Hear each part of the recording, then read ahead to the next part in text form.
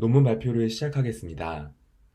제가 오늘 발표할 논문은 Distillation as a Defense to Adversarial Perturbation Against Deep Neural Networks입니다. 오늘 발표는 인공지능 융합학과 김태영과 데이터 사이언스 융합학과 신재호가 나누어 발표할 예정입니다. 논문 발표의 목차는 다음과 같습니다.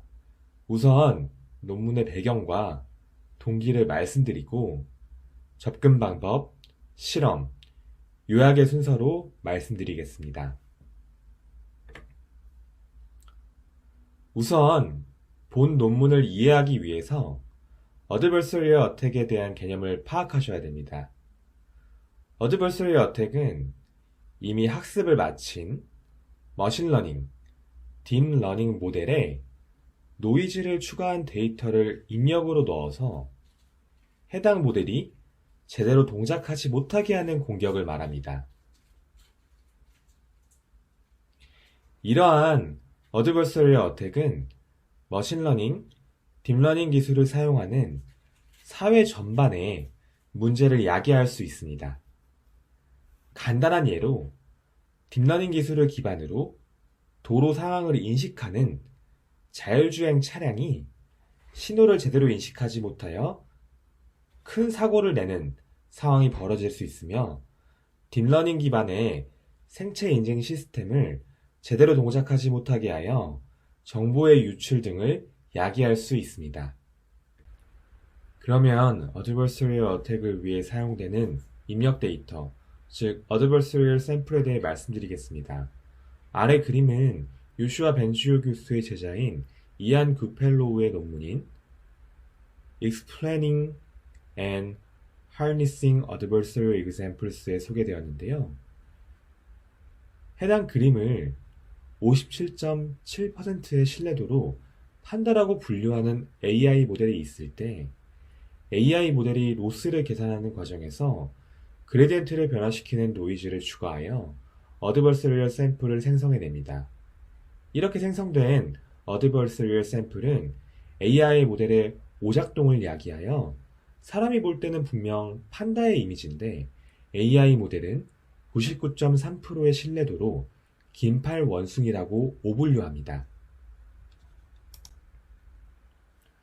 앞선 Adversarial Sample은 의료 데이터와 같은 민감한 정보를 다루는 AI 모델에 치명적인 영향을 줄 수 있는데요. Adversarial Noise를 추가하여 정상 의료 이미지를 악성 병변으로 조작함으로써 의료 및 보험 사기 등에 악용할 우려가 충분히 있습니다. 본 논문에서 주로 사용하는 디스틸레이션 기법을 설명하기에 앞서 딥 뉴럴 네트워크 모델에 대해 말씀드리겠습니다. 딥 뉴럴 네트워크 모델은 인풋 레이어, 히든 레이어, 아웃풋 레이어로 구성되어 있습니다. 딥 뉴럴 네트워크는 일반적으로 히든 레이어를 깊게 쌓아서 비선형적인 연산을 가능하게 합니다. 그림을 통해서 볼 수 있듯이 데이터 X가 주어지고 아웃풋 레이어를 통해 분류된 결과가 해당 데이터의 그런 트루스 레이블과 유사해질 수 있도록 로스를 최소화하는 방향으로 각 노드의 웨이트를 갱신하며 학습합니다. 이러한 과정을 통해 학습이 완료된 히든 레이어는 Semantic and Complex Representation인 ZX를 생성해내게 됩니다. 해당 딥 뉴럴 네트워크의 동작에 기반하여 Adversarial Attack을 방어하기 위한 방법으로 입력 데이터의 잡음이 추가되어 그레디언트가 변화되더라도 분류 결과가 크게 바뀌지 않도록 하는 것이 있습니다. 본 논문에서는 Adversarial Attack을 방어하기 위해 디스틸레이션 기법을 사용하는데요. 디스틸레이션 기법이란 이미 학습이 완료된 딥 뉴럴 네트워크에서 널리지를 트랜스퍼하여 성능은 유지하되 경량화된 형태의 작은 네트워크에서도 동작시킬 수 있도록 하는 데 목적이 있습니다. 이러한 방법은 적은 리소스를 갖는 스마트폰이나 인베딩 장치 등에서 기학습된 DNN 모델이 동작되게 만듭니다. 디스틸레이션 모델을 만들기 위한 과정은 아래 그림과 같습니다. 우선 해당 아키텍처는 스튜던트 로스와 디스틸레이션 로스 두 부분으로 구성됩니다. 스튜던트 로스 부분은 스튜던트 네트워크의 분류 성능에 대한 로스로 그라운드 트루스와 스튜던트의 분류 결과와의 차이를 크로스 엔트로피 로스로 계산합니다. 디스틸레이션 로스 부분은 티처 네트워크와 스튜던트 네트워크의 분류 결과의 차이를 로스에 포함시킵니다. 이를 통해 티처 네트워크의 분류 결과를 스튜던트 네트워크의 분류 결과와 비교시켜서 스튜던트 네트워크가 티처 네트워크를 모방하도록 학습시킵니다. 디스틸레이션은 미리 학습시킨 티처 네트워크의 출력을 실제로 사용하고자 하는 작은 모델인 스튜던트 네트워크가 모방하여 학습함으로써 상대적으로 적은 파라미터를 가지는 모델의 성능을 향상시키는 방법론입니다. 이렇게 디스틸레이션 모델을 활용하면 컴퓨팅 리소스가 적은 상황에서도 딥러닝 모델을 효과적으로 동작시킬 수 있습니다. 그 다음 논문에서 어프로치 부분입니다. 첫 번째로는 적대적인 샘플을 제작하는 Adversarial Crafting 부분이고요. 이 부분에서는 두 가지 투스텝으로 설명을 하고 있습니다. 첫 번째, Direction Sensitivity Estimation, 즉 방향성을 추정하는 부분입니다. 여기에서 방향성이란 입력되는 샘플 X에 대해서 모델 F가 민감하게 반응하는 방향성을 찾는 과정입니다. 결국 어느 방향으로 공격을 하면 모델이 정상적으로 동작하지 않는지를 찾는 것이라고 생각해 주시면 되겠습니다. 그리고 이 과정에서는 상대적으로 작은 놈을 가지는 perturbation을 찾게 되는데요. 왜냐하면 adversarial example의 중요한 조건은 상대적으로 작은 perturbation을 찾아야 되는 것이기 때문입니다. 결국 이 과정을 거치게 되면 입력 X에 대해 반응하는 방향성을 추정하게 됩니다. 두 번째, perturbation selection 부분입니다. perturbation을 apply to dimension, 즉 dimension에 어떻게 적용할지를 셀렉션하는 파트입니다. 간단하게 perturbation을 가할 픽셀을 찾는 과정이라고 생각해 주시면 되겠습니다. 논문에서는 두 가지 방법으로 소개를 하고 있는데요. 첫 번째, FGSM 방식은 Adversarial Example을 생성하는 기본적인 알고리즘 기법으로서 딥러닝 모델의 손실함수에 대해 기울기를 계산을 하고 이를 활용해서 잡음을 추가하는 학습 방법이라고 합니다. 기울기 부호대로 노이즈를 추가하는 방식으로 모델이 클래스를 잘 학습할 수 없도록 방해를 한다고 합니다. 그 다음 JSMA 방식은 자코비안 행렬을 통해 최소한의 노이즈와 기울기를 계산을 하고 이를 맵으로 생성을 한 다음 잡음을 추가하는 방식이라고 합니다. 해당 방법은 높은 계산 복잡도가 요구되는 단점이 있지만 최소한의 잡음으로 모델이 오분류할 수 있도록 하는 장점이 있다고 합니다. 두 방법이 어떤 것이 좋다라고 말할 수는 없지만 태스크와 데이터에 따라서 perturbation shape를 보면서 선택해야 된다고 합니다. 그 다음 어프로치인 Neural Network Distillation을 설명드리도록 하겠습니다. 이전에는 이 방법을 사용하기 전에는 Adversarial Attack을 방어하기 위해서 정규화 Regularization 또는 데이터 보강, 데이터 Augmentation을 사용을 했다고 합니다. 하지만 해당 논문에서는 근본적으로 다른 방식을 취하고 있습니다. 이전 섹션에서 설명드렸던 훈련 기술인 디스틸레이션을 활용을 해서 DNN의 로버스니스를 향상시킨다고 합니다. 어떻게 Adversarial Attack 문제를 해결하는지 설명드리도록 하겠습니다. 이 디펜시브 디스틸레이션 방식은 Adversarial Attack 환경에서 DNN으로 방어를 하는 기술이라고 합니다. 이 기술은 Classification Robustness를 향상시키는 것을 목표로 하고 있고요. 디스틸레이션을 통해서 확률 벡터 형태로 추출된 그 지식을 작은 네트워크로 전달을 해서 큰 네트워크와 유사한 정확도를 유지하면서 DNN의 로브스니스를 향상시킨다고 합니다. 그래서 이 장점으로 오버피팅을 방지를 하게 되고 제너럴라이제이션이 좋아진다고 합니다. 이 모델을 사용을 해서 이제 저희가 트레이닝을 해야 되는데요. 트레이닝 프로세스를 순서에 대해서 하나씩 설명드리도록 하겠습니다. 먼저 input the training data in DNN 모델, 즉 저희 DNN 모델에 데이터를 입력을 해주는 부분입니다. 여기서 X 데이터는 저희가 알고 있는 이미지 데이터고요. Y는 라벨, Y 값입니다. 하지만 여기서 하드 라벨이라고 하는 부분은 저희가 알고 있는 일반적인 원어트 벡터라고 이해를 해주시면 되겠습니다. 그 두 번째로는 이제 트레이닝 DNN 모델 F라고 하는데 DNN 모델을 이제 학습을 하는 부분입니다. 저희가 일반적으로 알고 있는 대로 클래스를 예측을 할 때 DNN에서 소프트맥스를 사용을 하는데요. 소프트맥스 부분과 일반적으로 다른 부분이 하나가 있는데 그 부분은 T라는 게 포함된다는 점입니다. 여기서의 T는 Distillation Temperature이라고 하는 부분이고요. 이 값이 커지게 되면 이 결과가 조금 더 유니폼한 그런 분포로 바뀌게 되고요. 이 값이 t가 작아진다면 좀 더 디스크리트한 그런 구조로 바뀌게 됩니다.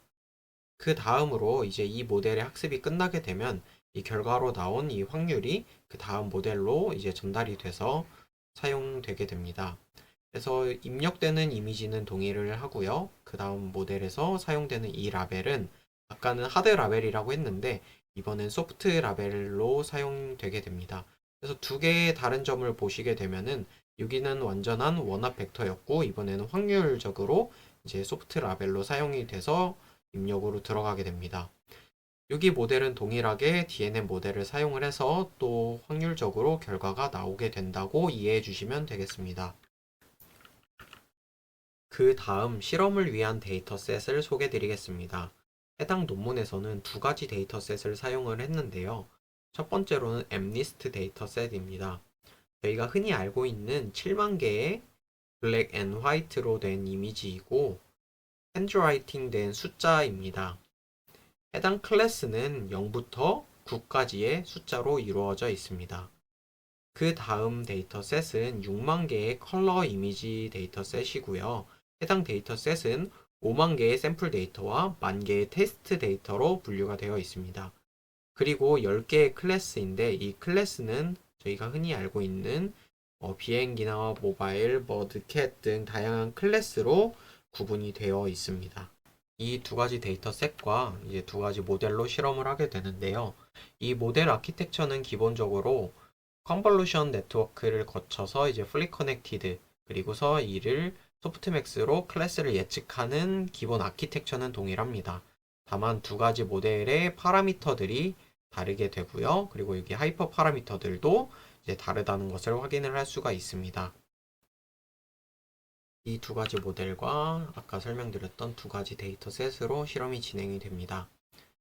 첫 번째 실험은 Distillation Temperature 실험이고요. 이 실험은 Temperature, 즉 온도가 Adversarial 샘플을 만들 때 어떻게 영향을 끼치는지를 찾는 것을 목표로 하고 있습니다. 이 실험은 반복적으로 Adversarial Sample Crafting을 실험을 하고 있고요. 그 두 아키텍처가 Distillation Temperature, 즉 T를 반복적으로 다르게 하면서 영향도를 측정을 하고 있습니다. 이 그래프는 X축은 이제 Distillation Temperature이고요. 그리고 Y축은 Adversarial Sample Success Rate로서 이제 성공적으로 적대적인 샘플을 잘 만들었는지에 대한 지표입니다. 그래프를 보시는 것처럼 어느 정도 디스틸레이션 템퍼러처리 올라가면서 급격하게 적대적인 샘플 생성이 어려워지는 것을 확인을 할 수가 있습니다. 하지만 이제 엘보우 포인트들이 있어서 어느 정도 내려가게 이제 템퍼러처리 올라가면서 어느 지점부터는 유지되는 것을 확인을 할 수가 있습니다. 그 다음 실험은 Classification Accuracy인데요. 이 실험은 아키텍처에서 이제 디펜시브 디스틸레이션 부분을 추가를 했을 때에 학습한 부분과 추가하지 않았을 때에 학습한 부분의 정확도의 차이를 확인하는 것이 목표였습니다. 그래서 실험 방법은 temperature T를 다르게 하면서 디펜시브 디스틸레이션을 추가를 했을 때와 안 했을 때의 클래시피케이션 어큐리시의 차이를 확인하는 것이었습니다. 그래서 X축은 디스틸레이션 템퍼러처 부분이고요. Y축은 디펜시브 디스틸레이션을 추가를 했을 때와 안 했을 때의 정확도의 차이입니다. 결과를 보시는 것처럼 이제 여기가 0%부터 마이너스 0.5%, 0.5% 이렇게 있는데요. 생각보다는 그렇게 정확도의 차이가 크지는 않다라고 확인을 할 수가 있었습니다.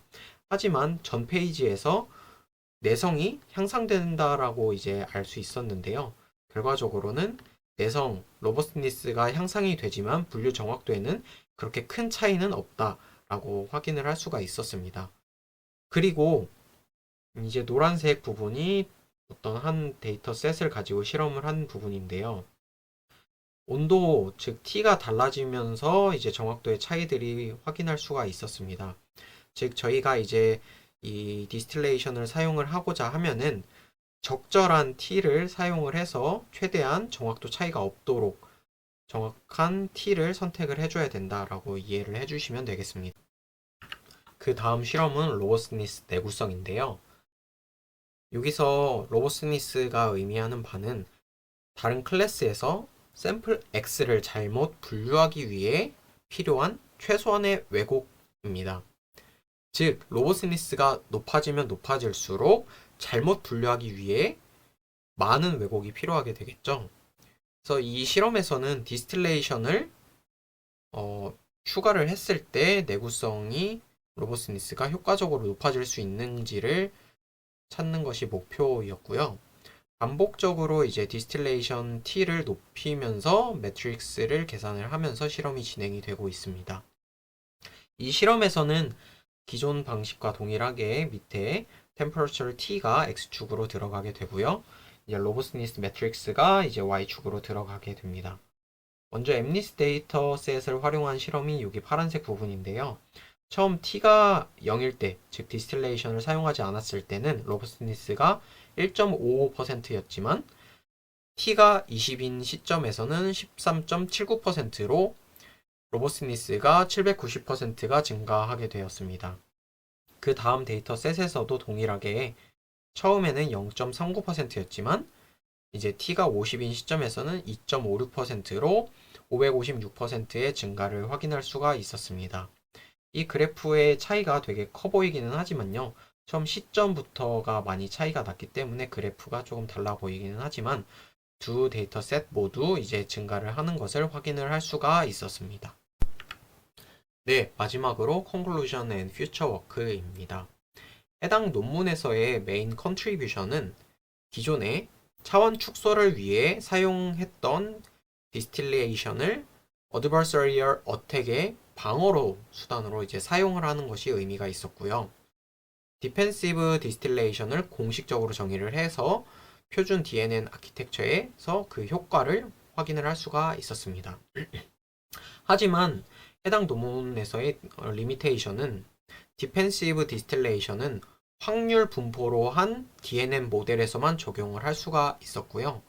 이제 디펜시브 디스틸레이션은 추가 머신러닝 방법으로도 좀 연구가 되어야 된다라고 하고 있습니다. 또한 전통적인 방법은 레귤레이션, 정규화나 어규멘테이션 등을 통해서 이제 활용을 했다고 했는데 그 방법들과 이제 비교된 점이 없었습니다. 그래서 추가적인 퓨처 워크는 디펜시브 디스틸레이션은 다양한 왜곡 유형에 대한 평가가 필요하고 다양한 딥러닝 모델과 머신러닝 모델에서 조사가 필요하다. 그리고 다양한 거리 측정 방법이 사용이 되어야 된다라고 하고 있습니다. 네, 여기까지 발표 마치겠습니다. 감사합니다.